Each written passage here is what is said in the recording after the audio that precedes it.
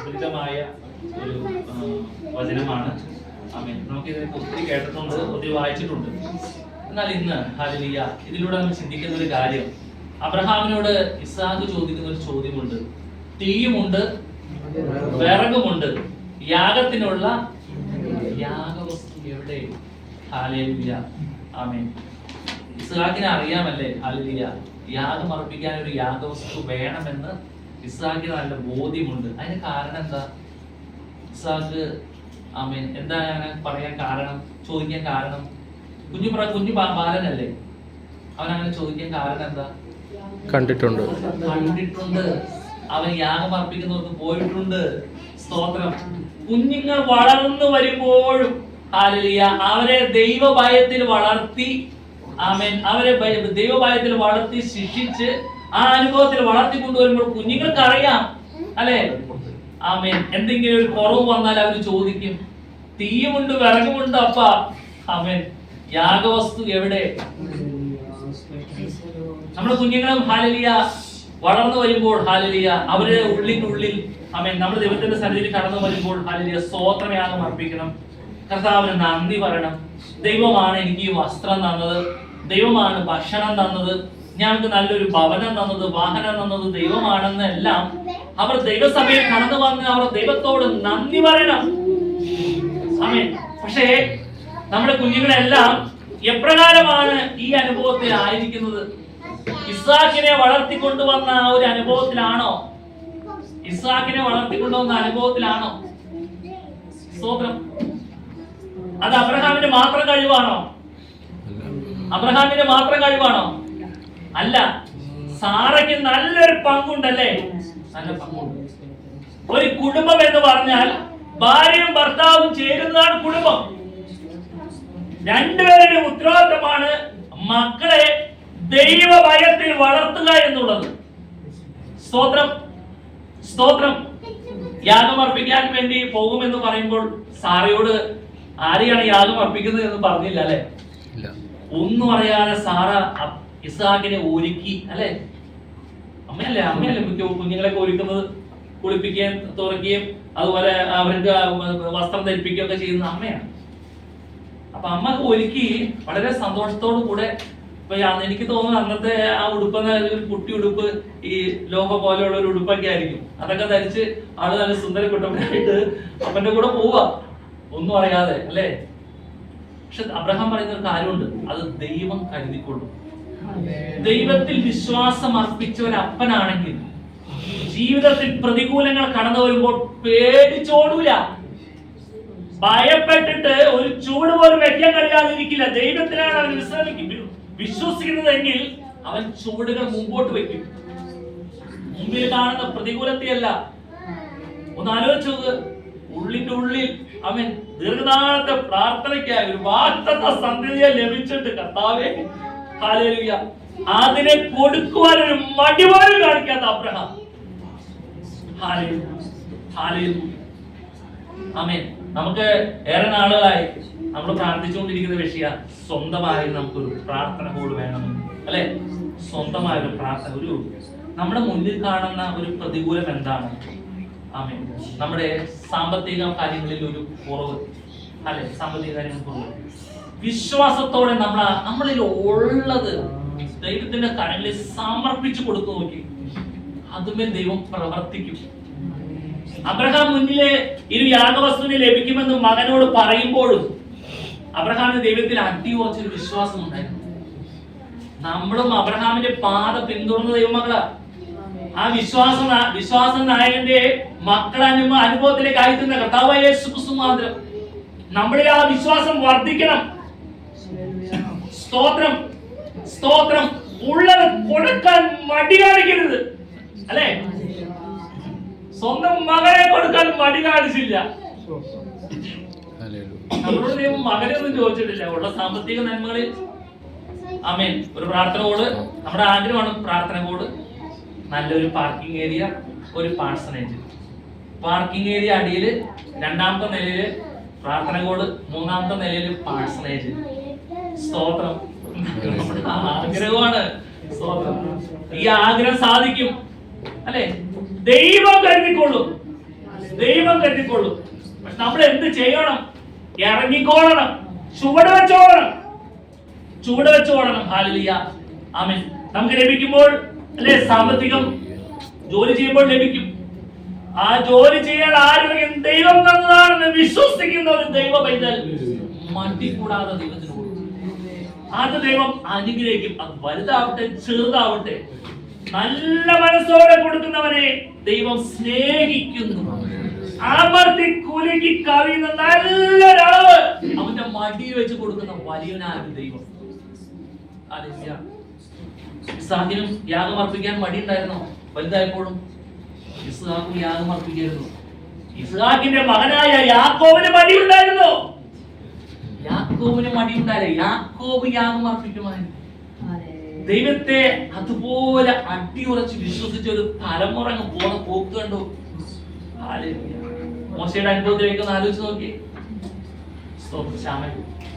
മോശയുടെ അനുഭവത്തിലേക്ക് ഒന്ന് ആലോചിച്ച് നോക്കി. എത്ര മനോഹരമായ ഒരു അനുഭവത്തിലേക്ക് അല്ലെ മോശയൊക്കെ വളർന്നു വന്ന് തലമുറകളെ ദൈവങ്ങളെ അനുഗ്രഹിച്ച കണ്ടോ?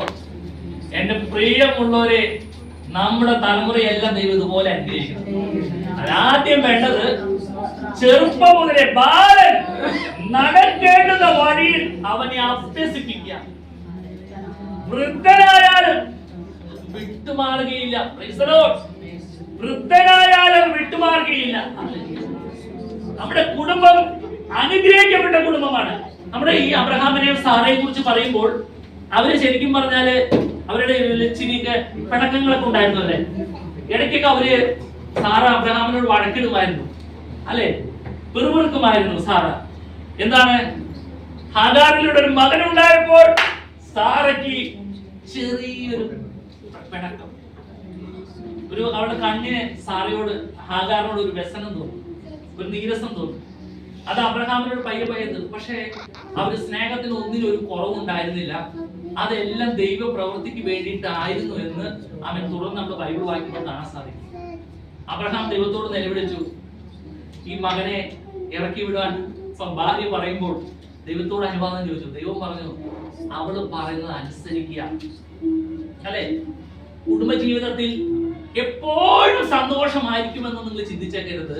ഇടയ്ക്ക് എന്തെങ്കിലുമൊക്കെ പിണക്കങ്ങളൊക്കെ ഉണ്ടായേക്കാം എന്ന് കരുതി ഹല്ലേലൂയ, ഭർത്താവിന് കൊടുക്കേണ്ട സ്ഥാനം ഭർത്താവിന് നിർബന്ധമായി കൊടുത്തിരിക്കണം. ഭാര്യയ്ക്ക് കൊടുക്കേണ്ട സ്ഥാനം ഭാര്യയ്ക്ക് നിർബന്ധമായി കൊടുത്തിരിക്കണം. ഭാര്യയെ ഭർത്താവ് സ്നേഹിക്കണം, ഭാര്യയോ ഭർത്താവിനെ അനുസരിക്കണം, കീഴടങ്ങിയിരിക്കണം. സ്തോത്രം, സ്തോത്രം. ഈ അബ്രഹാമിനെ സാറ എന്താ വിളിച്ചുകൊണ്ടിരുന്നതെന്ന് അറിയോ? യജമാനനെ എന്ന് വിളിച്ചുകൊണ്ടിരുന്നത്. യജമാനനെ. ഹല്ലേലൂയ. വളരെ സ്നേഹത്തോടെ, ഒരു എളിമയോടെ, താഴ്മയോടെ വിളിച്ചുകൊണ്ടിരുന്ന ഇസ്ഹാക്കും ഇത് തന്നെയല്ലേ കണ്ടു വളരുന്നത് അല്ലെ? ഇതൊക്കെ തന്നെ കണ്ടു വളരുന്നത്. ഹല്ലേലൂയ. ഞാൻ കണ്ടു വളർന്നത് എന്റെ അപ്പച്ചനെ എന്റെ അമ്മച്ചിനെ സാറാക്കുട്ടിയെ എന്ന് പറഞ്ഞ് വിളിക്കാൻ. അത് സ്നേഹത്തിന്റെ ഒരു വിളിയാണ്. ഹല്ലേലൂയ. അപ്പച്ചനെ അമ്മച്ചി വിളിച്ചുകൊണ്ടിരുന്ന ചേട്ടാ എന്ന് പറഞ്ഞു. അതുപോലെ നമ്മുടെ കുടുംബങ്ങളിലെല്ലാം ഇപ്പൊ സൗമ്യ എന്നെ വിളിക്കുന്നത് ചേട്ടായി എന്ന് പറഞ്ഞ് വിളിക്കുന്നത്. എന്ന് കരുതി ഞങ്ങൾ തമ്മില് ഇടയ്ക്ക് അങ്ങോട്ടും ഇങ്ങോട്ടും പിണക്കം കൂടൂല എന്നൊന്നും പറയാൻ പറ്റില്ല. പിണക്കങ്ങളെ കൂടും. സ്നേഹമുള്ളിടത്താണ് ഈ പിണക്കം വരുള്ളൂ അല്ലേ? നമുക്ക് അതിനോട് സ്നേഹം ഇല്ലാതെ എന്ത് കാണിച്ചാലും നമുക്കൊരു കുഴപ്പമുണ്ടാവില്ല, ഒരു കുഴപ്പമുണ്ടാവില്ല. സ്നേഹമുള്ളതുകൊണ്ടാണ് ഈ പിണക്കങ്ങളൊക്കെ ഉണ്ടാകുന്നത്. പക്ഷേ എന്ന് കരുതി ഭർത്താവിനെ ഒരിക്കലും എടാ പോടാന്നോ വായ തോന്നിയതൊന്നും വിളിക്കരുത് അല്ലേ? ചിലര് ചേട്ടായി എന്ന് വിളിക്കും, ചിലര് മുത്തേന്ന് വിളിക്കും അല്ലേ? ഭർത്താവ് ഭാര്യനെ മുത്തേന്ന് വിളിക്കും. സൗമ്യ സ്നേഹം കൂടുമ്പോൾ എന്നെ എടാന്ന് വിളിക്കാറില്ല ഇപ്പോൾ. അല്ലേടാ അല്ലേടാ പൊന്നല്ലേടാ മുത്തല്ലേടാ എന്നൊക്കെ പറഞ്ഞ് വിളിക്കാറ്. സ്തോത്രം. ഇവിടെ എല്ലാം സ്നേഹമാണ് പ്രാധാന്യം. ഞങ്ങൾ കാറിൽ കഴിഞ്ഞ ദിവസം ഞങ്ങൾ ലിജോന്റെ വീട്ടിൽ പോയിട്ട് തിരിച്ചു വന്നപ്പോ സൗമ്യക്ക് ഭയങ്കര ഇഷ്ടപ്പെട്ട ഒരു സംഭവം ഉണ്ടായിരുന്നു. അത് വലിയ പേടിയാണ്ട് കാറിൽ നിന്ന് ഇറങ്ങിയപ്പോ തുടങ്ങി സൗമ്യ പറയാ, അവരെന്തൊരു സ്നേഹാലേ, എന്തൊരു സ്നേഹം നോക്കി, ലവ് ബേഴ്സിനെ പോലെ ഇരിക്കണു. അപ്പൊ ഇരിക്കാൻ സ്ഥലം കുറവാ കാറില്. അപ്പൊ ഇരിക്കാൻ പറ്റുമോ ചേട്ടാ, ചേട്ടൻ ഇരിക്കാൻ പറ്റുമോ? ആ മേരി പെണ്ണെ എന്നൊക്കെ കൈമ തട്ടിയിട്ടാ പറയണേ. സ്വാമി ഇങ്ങനെ പറഞ്ഞോണ്ടിരിക്കുക വണ്ടിയിലിരുന്ന്. അല്ല അവരുടെ ആ സ്നേഹം കണ്ടിട്ടേ ആലോചിച്ച് നോക്കി, ആ ബന്ധം ഹല്ലേലൂയ അത് തലമുറയിൽ കാണും അല്ലെ. സ്തോത്രം. ഇങ്ങനെയാണ് ആ ആഴമായ ബന്ധം കടന്നു വരുന്നത്. സ്തോത്രം. ഷിനുവിന് പാർവതി എന്താ വിളിക്കുന്നത്? എന്താ ചേട്ടാന്നാണല്ലേ? അച്ചായാണ്. ലിജോനെ വിളിക്കുന്നത് പപ്പാന്നല്ലേ? ഞാൻ അങ്ങനെ ഓരോരുത്തർ ശ്രദ്ധിക്കാറുണ്ട്.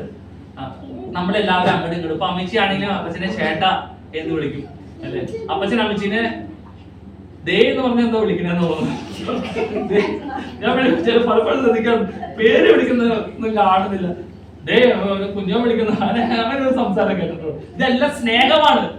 സ്നേഹത്തിന്റെ ആഴം വർദ്ധിക്കുന്നതാണ്. സ്തോത്രം. എന്നെ കേൾക്കുന്ന പ്രിയമുള്ളവരെ, അതിന്റെ നടുവിലെല്ലാം കർത്താവ് സന്തോഷിക്കുക. ഈ കൂടുമ്പോൾ ഇമ്പം എന്ന് പറയുന്നത് എന്താണെന്നറിയോ? കൂടുമ്പോൾ ഇമ്പം, കുടുംബം. പ്രായമാകുമ്പോഴും ആ സ്നേഹം കണ്ടിട്ടുണ്ടോ? നിങ്ങളിപ്പോ എല്ലാവരും ഇറങ്ങിപ്പോയാലും അപ്പച്ചൻ പയ്യെ പോടുന്നത് ശ്രദ്ധിച്ചിട്ടുണ്ടോ? അപ്പച്ചൻ പയ്യെ പോടും. അമ്മച്ചിയുടെ കൈ പിടിച്ച് സ്റ്റെപ്പൊക്കെ ഇറങ്ങി ശ്രദ്ധിച്ചു നോക്കിക്കോ. ബാഗ് അപ്പച്ചന്റെ കയ്യിലുണ്ടാവും. സ്തോത്രം. ഇന്നലെ മാനേജറിന്റെ ഉള്ള പ്രാർത്ഥനയ്ക്ക് ഇപ്പൊ നേരം വൈകിയത്. അപ്പൊ ഞാൻ അപ്പച്ചനെ കാണാതെ ഇപ്പൊ എന്താണാവോ. ഞാനപ്പോ ഇപ്പൊ ഒരു എന്ന് പറഞ്ഞ മാനേജറിന് പറഞ്ഞപ്പോ നോക്കിയപ്പോ രണ്ടുപേരും കൂടി പയ്യെ പോവാ വരുന്ന കൈ പിടിച്ച് പോരുക. അതാ പ്രായമാകുമ്പോഴും ഇത്രയും നാളും എന്റെ കൂടെ ഉണ്ടായിരുന്നു. ഞങ്ങൾ ഒരുമിച്ചായിരുന്നു. ആ ഒരു ചിന്തയും ഇട്ടിട്ട് ഉപേക്ഷിക്കുവാനോ ഒന്നും തയ്യാറാകാതെ ഒരുമിച്ച് നിന്ന് സന്തോഷത്തോടെ ചായക്ക് വെള്ളം വേണോ ഒരു ക്ഷീണമുണ്ടോ അവിടെ ചെല്ലുമ്പോ അപ്പച്ചനെ അപ്പം തന്നെ അടുക്കളയിലേക്ക് പോയിട്ട് വെള്ളം ചൂടാക്കിയുള്ളൂ. അമ്മച്ചി ഇരിക്കുന്നിടത്തുനിന്നൊക്കെ പയ്യെ ഇരിക്കുള്ളൂ. അപ്പൊ അപ്പച്ചനൊക്കെ ചെയ്തു കൊടുക്കാം. സ്തോത്രം. ഒരു അനുഗ്രഹിക്കപ്പെട്ട കുടുംബം കടന്നു വരും. കൂടുമ്പോൾ ഇമ്പം കുടുംബമാണ്. സ്തോത്രം. അതുകൊണ്ട് ഞാൻ സ്നേഹത്തോടെ പറയട്ടെ, ഞാൻ അധികം നേരം മുന്നോട്ട് കൊണ്ടുപോകാൻ ആഗ്രഹിക്കുന്നില്ല. സ്നേഹത്തോടെ ഞാൻ പറയട്ടെ, നമ്മുടെ കുടുംബത്തിൽ ഹല്ലേലൂയ നമ്മുടെ മക്കളുടെ മുന്നിൽ വെച്ച് ഭർത്താവ് ഭാര്യയെ ചീത്ത പറയരുത്. മക്കളുടെ മുന്നിൽ വെച്ച് ഭാര്യ ഭർത്താവിനെ ചീത്ത പറയരുത്. അവിടെ തകരുന്നത് കുടുംബമാണ്. അബ്രഹാമിന്റെയും ഇസ്ഹാക്കിന്റെയും യാക്കോബിന്റെ ദൈവം എന്ന് പറഞ്ഞ് നമ്മൾ പാട്ടൊക്കെ പാടി ആരാധിക്കുമ്പോൾ നമ്മുടെ കുടുംബം ഹല്ലേലൂയ അത് കെട്ടിപ്പടുത്തി ഉടൻ ഉയർത്തേണ്ടത് നമ്മുടെ ഓരോരുത്തരും ഉത്തരവാദിത്തമാണ്. തകർത്ത് കളയാൻ സിമ്പിളാണ് അല്ലെ? തകർത്ത് കളയാൻ സിമ്പിളാണ്. ഒരു നിസ്സാര കാര്യങ്ങൾ വരുമ്പോഴേക്കും ഹല്ലേലൂയ ആ ഈഗോ സമ്മതിക്കാതെ എന്നാൽ ഇത് അവസാനിപ്പിച്ചേക്കാം എന്ന് പറഞ്ഞ് കോടതി കയറി ഇറങ്ങുന്ന എത്ര കുടുംബങ്ങളുണ്ടെന്ന് അറിയൂ. പക്ഷെ അതിന്റെ നടുവിലെല്ലാം ദൈവമക്കളെ നമ്മളിങ്ങനെ നിൽക്കുന്നത് ദൈവം നമ്മെ സ്നേഹിക്കുന്നതുകൊണ്ടാണ്.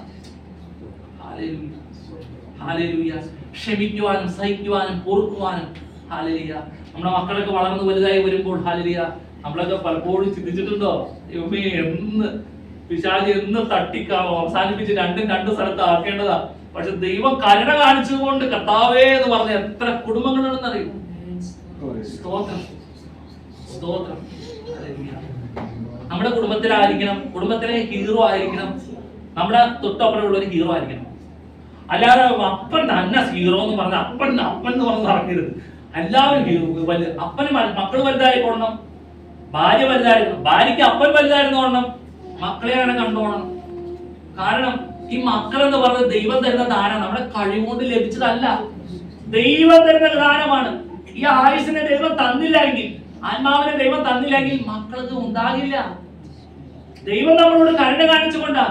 ആ വലിയനായ ദൈവത്തിനോട് നന്ദി പറയണം. ഒരു കുഞ്ഞിനെ ലഭിക്കുമ്പോൾ ആ കുഞ്ഞിനെ വളർത്തി വലുതാക്കി തിരികെ ദൈവസഭയെ ദൈവത്തിന്റെ സന്നിധിയിൽ ഏൽപ്പിക്കുന്ന ഉത്തരവാദിത്തം നമ്മുടെ ജീവൻ ഉള്ളോടത്തോളം കാലം ചെയ്തുകൊള്ളണം. ഇപ്പൊ ഞാൻ അമ്മച്ചിനോട് ഇരുത്തി പല പ്രാവശ്യം പറഞ്ഞിട്ട് തോന്നുന്നു, അമ്മേ ഞാൻ എന്തെങ്കിലും ഒന്ന് തെറ്റ് ചെയ്താൽ അമ്മച്ചി അവിടെ ഉണ്ടെങ്കിൽ അതിനുള്ള പരിഹാരം അപ്പൊ തന്നെ ഉണ്ടാവും. പിള്ളേരോട് ദേഷ്യപ്പെടുന്നതാണെങ്കിലും പരിധി വിട്ട് പിള്ളേരോട് ദേഷ്യപ്പെടുന്ന ഇഷ്ടമല്ല. എന്തെങ്കിലും കാര്യങ്ങൾ പറഞ്ഞാൽ ഞാൻ എന്തെങ്കിലും സംസാരിക്കില്ല എന്നല്ല, ഞാൻ നിങ്ങളെ പോലെ തന്നെ ഒരു മനുഷ്യനാണ്. ചിലപ്പോ എന്തെങ്കിലുമൊക്കെ സംസാരിക്കുമ്പോ എനിക്ക് ഇത്രയും പ്രായമായ 13 വയസ്സുള്ള മോളും 9 വയസ്സുള്ള മോനും ഉണ്ട്. അവരുടെ മുന്നിൽ വെച്ച് അമ്മച്ചെന്നെ തല്ലിയിട്ടുണ്ട്. അവരുടെ മുന്നിൽ വെച്ച് തല്ലിയിട്ടുണ്ട്. ആമേൻ. അതെന്താ തല്ലുന്നത്? മക്കളാണ്. അവര് ജീവിച്ചിരിക്കുന്നോടത്തോളം കാലേ എനിക്ക് ഞാൻ അനാഥനല്ല. അമ്മച്ചീന് പോയാൽ ഞാൻ അനാഥന.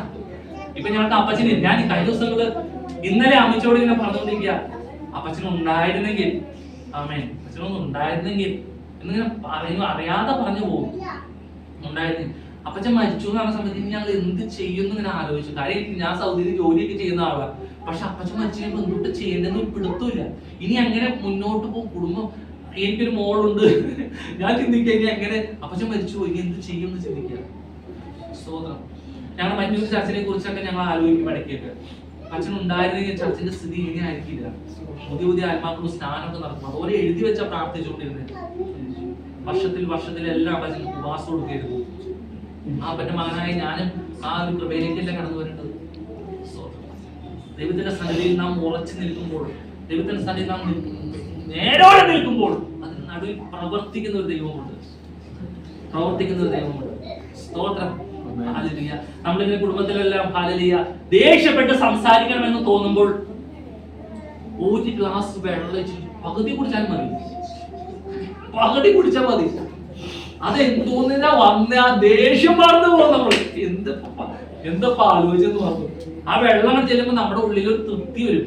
ആ ഉണങ്ങി വരണ്ട നിൽക്കണൊക്കെ നനഞ്ഞ് നമ്മൾ ഓൾറെഡി ഫുള്ളാവും. പിന്നെ പെട്ടെന്ന് ദേഷ്യപ്പെടാൻ തോന്നൂല. സ്തോത്രം. ഞാൻ എപ്പോഴും പറയുന്നത് ജോലിക്കൊക്കെ പോയിട്ട് ഭർത്താക്കന്മാരൊക്കെ ജോലിക്കപ്പോ ഡിജോ വണ്ടി ഓടിക്കുന്ന അതില് ഓരോരോ ജോലിക്ക് ഞാൻ പിന്നെ ഒറ്റപ്പെട്ട ജോലി, എന്നെ ആരും കിട്ടാറൊന്നും സംസാരിക്കാനൊന്നും വരില്ല. നമ്മൾ പമ്പേക്കറൊക്കെ പറഞ്ഞു എന്നാൽ ചില ആളുകൾ സ്ഥിരം കാണുന്നു. പക്ഷെ ഇനിയൊക്കെ ജോലി ചെയ്യണത് സ്ഥിരം ആളുകൾ കണ്ടുപിടിക്കുക. വലിയ സ്ഥലം ജോലി ചെയ്യണത്, അതുപോലെ ജീനോ, ഇവരൊക്കെ ജോലി ചെയ്യുമ്പോൾ ഒത്തിരി ആളുകൾ കണ്ടുപിടിക്കുക. ആളുകളെല്ലാം വ്യത്യസ്തമായ സ്വഭാവമായിരിക്കും. പാർവതി തോന്നുന്നുണ്ടോ ഇന്ന് സമാധാനമായിട്ട് പോയി ജോലി ചെയ്യാന്ന് ചിന്തിച്ചോ? വന്നത് ഓരോ ലെവലില ഹോസ്പിറ്റലിലേക്ക് വന്ന് കയറുന്ന ആളുകളൊക്കെ ഓരോ ടെൻഷനൊക്കെ തന്നെ. അന്നേരം നമ്മൾ അവരോട് സംസാരിക്കുമ്പോൾ അവർ പ്രതികരിക്കും. ചിലപ്പോൾ നമ്മളോട് ദേഷ്യപ്പെടും. വീട്ടിലിരിക്കുന്ന ആരും ഇവരെ അറിയില്ല, ഇവരെന്താ അനുഭവിച്ചിട്ട് വന്നേന്ന് അറിയില്ല. ആമേൻ. അപ്പോ അത്ര ആളുകളുടെ മുന്നിൽ പരിഹാസവും എല്ലാം സഹിച്ച് കർത്താവിന്റെ സന്നിധിയിൽ നിരപ്പുറാണ്. എനിക്ക് അവരെ മുന്നിൽ ജയിക്കുവാൻ സാധിച്ചു. കർത്താവേ സ്തോത്രം എന്ന് പറഞ്ഞ് വീട്ടിന്റെ ഗേറ്റ് ഒക്കെ തുറന്ന് അകത്ത് വരുമ്പോഴാണ് പഞ്ചാര വാങ്ങണം, കടല വാങ്ങണം എന്നൊക്കെ പറഞ്ഞ് നമ്മളോട് വീട്ടില് ആവശ്യങ്ങളൊക്കെ അറിയിച്ചിട്ടുണ്ടോ? ഒന്നും വാങ്ങണ്ടാക്കി പറഞ്ഞു. കാരണം അവിടെ നിന്ന് ഒരു ജയം എടുത്ത് ഇവിടെ വന്നു. ഇവിടെ വരുമ്പോൾ ഒന്നുമേ. പിന്നെ എന്തോന്ന് ഞാൻ പറഞ്ഞേ, ഇനി ഇവിടെ വായുവോ ഭക്ഷിക്കണേ എന്നുള്ള സംസാരങ്ങൾ ഒന്നും വരരുത്.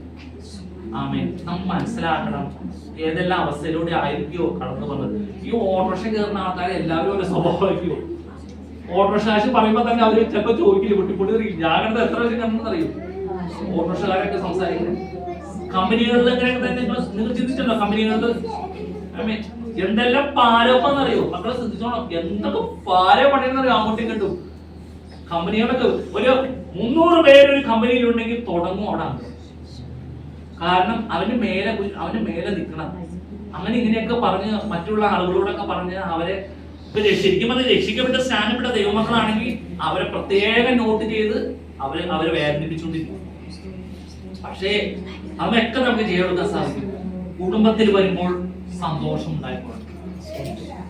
ആ ടെൻഷൻ എല്ലാം മാറണം. കുടിക്കാൻ ചായ വേണമെന്ന് തോന്നുന്നു. അല്ലാണ്ട് പുള്ളി തന്നെ അടുക്കളയിൽ പോയിട്ട് അല്ലേ, അടുക്കളയിൽ പോയി ചായ വെള്ളം കടപ്പത്ത് വെച്ച് കുടിക്കേണ്ട സ്ഥിതി ഉണ്ടാവും. ചായ, വെള്ളം. സ്തോത്രം. ഇതൊക്കെ നമ്മുടെ ജീവിതത്തിലേക്ക് കടന്നു വരണം. ഇതെല്ലാം നമ്മുടെ ജീവിതത്തിലേക്ക് കടന്നു വരുമ്പോൾ ഹല്ലേലൂയ നിങ്ങൾക്ക് തോന്നുന്നുണ്ടോ അവിടെ ബോട്ടിൽ കുറച്ചു നേരം നിൽക്കാൻ തോന്നുമോ?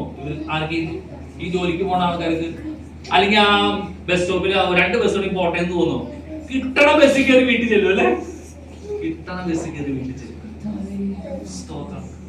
എന്നെ കേൾക്കുന്ന പ്രിയമുള്ളവരെ, ഹല്ലേലൂയ, കർത്താവിന്റെ കരങ്ങളിൽ നമ്മൾ നമ്മെ തന്നെ സമർപ്പിക്കാം. ആമേൻ. ഹല്ലേലൂയ. നമ്മുടെ കുടുംബം ഹല്ലേലൂയ അത് ഏറ്റവും ഉറപ്പുള്ളതും ആമേൻ കർത്താവിൽ ആശ്രയിക്കുന്ന കുടുംബവും കുലുങ്ങാത്തതും എന്നേക്കും നിലനിൽക്കുന്നതുമായ ഒരു കുടുംബം. നമ്മുടെ തലമുറകൾ, സ്തോത്രം, നമ്മുടെ തലമുറകൾ അനുഗ്രഹിക്കപ്പെട്ട തലമുറകൾ. നമ്മുടെ കുഞ്ഞുങ്ങൾ മറ്റുള്ളവർക്ക് ഒരു ആശ്വാസമായി ഹല്ലേലൂയ ആമേൻ ദൈവം കൊടുക്കുന്ന കൃപയ്ക്ക് ഒത്തവണ്ണം അവർക്ക് ഹല്ലേലൂയ സമാധാനം നൽകുന്ന കുഞ്ഞുങ്ങളായി മാറണം. ഹല്ലേലൂയ ആമേൻ. അനേക കുഞ്ഞുങ്ങൾ ഹല്ലേലൂയ ആമേൻ ദൈവത്തെ അറിയാതെ ആമേൻ ലോകത്തിന്റെ മോഹങ്ങളിലൂടെ നടന്ന് ചെറുപ്രായത്തിൽ വരെ അവരുടെ നാവുകൊണ്ട് അവർ ചീത്ത വാക്കുകൾ ഒരു മടിയും കൂടാതെ വിളിച്ചു പറയുമ്പോൾ നമ്മുടെ കുഞ്ഞുങ്ങൾ അതിനെല്ലാം വ്യത്യസ്തമായി ഹല്ലേലൂയ എന്താനന്ദം എനിക്ക് എന്താനന്ദമുള്ള പാട്ടൊക്കെ പാടുന്നു, എന്തതിശയമേ ദൈവത്തിന് സ്നേഹം എന്നുള്ള പാട്ടൊക്കെ പാടുന്നു. ആമേൻ. അവരുടെ വായുകളിൽ ഹല്ലേലൂയ ദൈവം ഹല്ലേലൂയ അനുഗ്രഹത്തിന്റെ വചനങ്ങളെ നൽകി കുഞ്ഞുങ്ങളെ ബലപ്പെടുത്തുമ്പോൾ ഹല്ലേലൂയ മറ്റുള്ള കുഞ്ഞുങ്ങൾ ഹല്ലേലൂയ ഇതിൽ നിന്ന് വ്യത്യസ്തമായി കാണുന്നു. ഇത് നമ്മുടെ കഴിവാണോ, നമ്മുടെ ശ്രേഷ്ഠതയാണോ? നാം ദൈവത്തിന്റെ മുന്നിൽ വിശ്വസ്തയോടെ നിൽക്കുമ്പോൾ തലമുറയെ അനുഗ്രഹിക്കുന്ന ഒരു ദൈവമുണ്ട്. തലമുറയോളം ഞാൻ നിന്റെ സങ്കേതമാണ്. ആമേൻ. ഹല്ലേലൂയ. തലമുറയെ അനുഗ്രഹിക്കുന്ന ഒരു വലിയ ദൈവമുണ്ട്. ഹല്ലേലൂയ. നമുക്ക് നമ്മെ തന്നെ ഒന്ന് സമർപ്പിക്കാൻ പ്രിയമുള്ളവരെ. ഹല്ലേലൂയ. നമ്മുടെ കർത്താവായ യേശു ക്രിസ്തു മുഖാന്തരമാണ് നമുക്ക് ഈ ഒരു ശ്രേഷ്ഠ പദവി ലഭിച്ചത്. ഹല്ലേലൂയ. അപ്രകാരം കർത്താവ് ഹല്ലേലൂയ നമ്മളോട് ഒരു കരുണ കാണിച്ചു. ദൈവത്തിന്റെ വചനം പറയുന്നു ഹല്ലേലൂയ നാം ചെയ്തു പോരേണ്ടതിന് ദൈവം അവ മുന്നൊരുക്കിയിരിക്കുന്നു. ഹല്ലേലൂയ. അവൻ ഈ അനുഭവത്തിലേക്കല്ല നമ്മൾ വരുവാൻ. ഹല്ലേലൂയ. ഇങ്ങനെ ഒരു സ്നേഹത്തിന് നിധിയായ ഒരു മനുഷ്യനായി മാറുവാൻ കർത്താവ് നമുക്ക് വേണ്ടി കരുണ കാണിച്ചു, കൃപ കാണിച്ചു. അവന്റെ കൃപയാൽ നാം ഇന്ന് ഹല്ലേലൂയ അനുഗ്രഹിക്കപ്പെട്ട നിലയിൽ ഒരു കുടുംബമായി ഹല്ലേലൂയ ദേശത്ത് പാർത്ത് നാം വിശ്വസ്തയാചരിച്ച് കർത്താവിന്റെ സന്നിധിയിലേക്ക് പോകാൻ ഒരുങ്ങിയിരിക്കുന്നവരാണ്. ഈ അനുഭവത്തിലിരിക്കുന്ന ദൈവമക്കളെ ഹല്ലേലൂയ നമുക്ക് നമ്മോട് തന്നെ ഹല്ലേലൂയ നന്ദി പറയാം. ഹല്ലേലൂയ. ആമേൻ. എന്റെ ദൈവമേ ഹല്ലേലൂയ എന്നെ ഇങ്ങനെ ഒന്ന് മാറ്റുവാൻ എനിക്കൊന്ന് കരുണ കാണിക്കാൻ എന്നോട് ഒരു മനസ്സറിവ് കാണിച്ചല്ലോ. ആമേൻ. സ്തോത്രം സ്തോത്രം കർത്താവേ, സ്തോത്രം സ്തോത്രം സ്തോത്രം. ഹല്ലേലൂയ. ഒന്ന് ആഴത്തിൽ ഒന്ന് പറഞ്ഞ് എല്ലാവരും സ്തോത്രം പറയാം. കർത്താവേ